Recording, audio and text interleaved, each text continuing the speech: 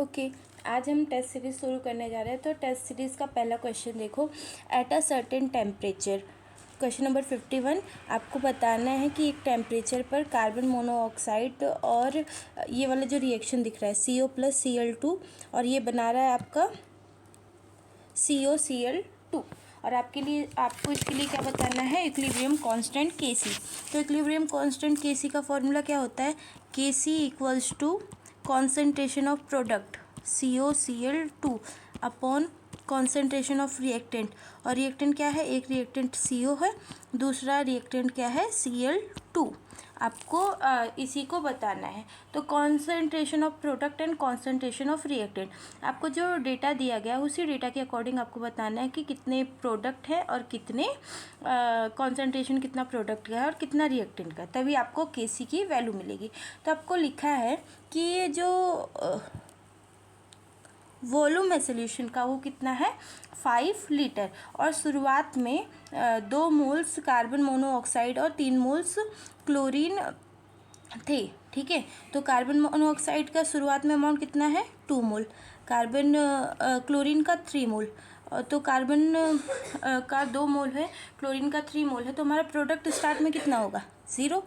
Eight T equals to 0 में product हमारा कितना होता है 0 होता है। ठीक है, उसके बाद कुछ समय बाद 1 mole of carbon monoxide is present, मतलब इसका 1 मोल कन्वर्ट हो गया, तो 2 - 1 कितना हो गया, 2 - 1 इक्वल्स टू 1।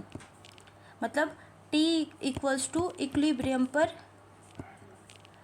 कितने मोल्स प्रेजेंट है कार्बन मोनोऑक्साइड के, 1 मोल प्रेजेंट है।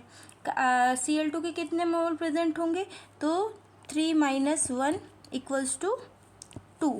और प्रोडक्ट कितने मोल कन्वर्ट होगा 1 मोल, तो ये हो गया T इक्वल्स टू 1। तो हमको मिल गया कि T इक्विलिब्रियम पर हमारे CO का अमाउंट 1 मोल होगा, Cl2 का अमाउंट 2 मोल होगा और COCl2 का अमाउंट 1 मोल होगा। ठीक है, तो हमको मोल पता चल गया है। कॉन्सेंट्रेशन निकालते हैं, तो numbers of moles upon volume, concentration का फॉर्मूला।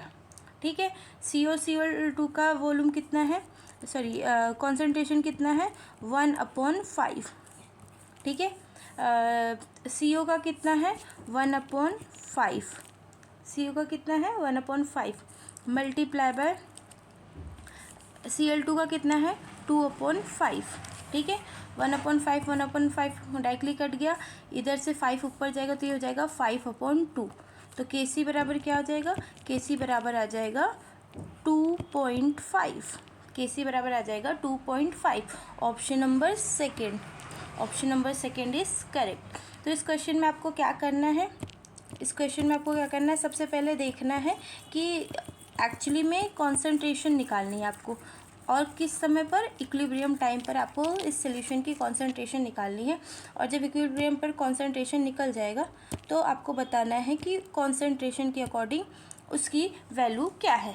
ठीक है, तो शुरुआत में कॉन्सेंट्रेशन कितनी थी 2 मोल CO2 था, बाद में कितना हो गया CO2 1 मोल हो गया, मतलब 1 मोल CO2 कन्वर्ट हो गया COCl2 में, तो 1 मोल CO कन्वर्ट हो गया COCl2 में।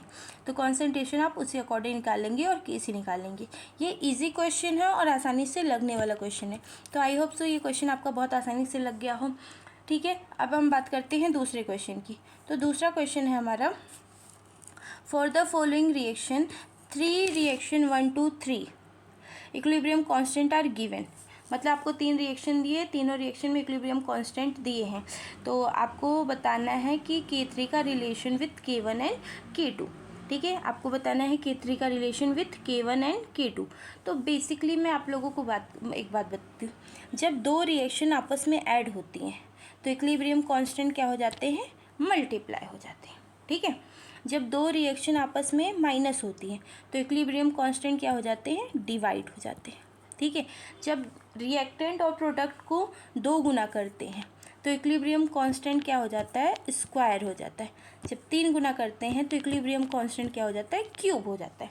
ये शॉर्ट तरीका है, नहीं तो आप पूरे तरीके से भी लगा सकते हैं, लेकिन ऐसे लगाएंगे तो ईजी होगा। तो जब 2 रिएक्शन ऐड होती हैं तो इक्विलिब्रियम कांस्टेंट को हम मल्टीप्लाई कर देते हैं, जब 2 रिएक्शन सब्ट्रैक्ट होती है तो इक्विलिब्रियम कांस्टेंट को हम डिवाइड कर देते हैं।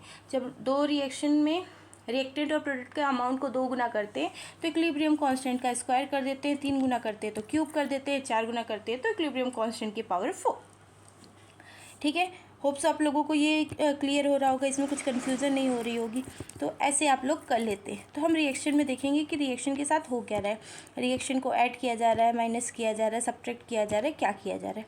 तो हम इसको इक्विलिब्रियम कांस्टेंट को देखेंगे। ठीक है, तो पहला रिएक्शन ध्यान से देखो, CO + H2 CO2 + H2 K1। दूसरा रिएक्शन क्या है, CH4 H2O CO और 3H2। ठीक है, दोनों रिएक्शन को हम ऐड कर देते, दोनों रिएक्शन को हम ऐड कर देते। ठीक है, तो दोनों रिएक्शन को जब हम ऐड करेंगे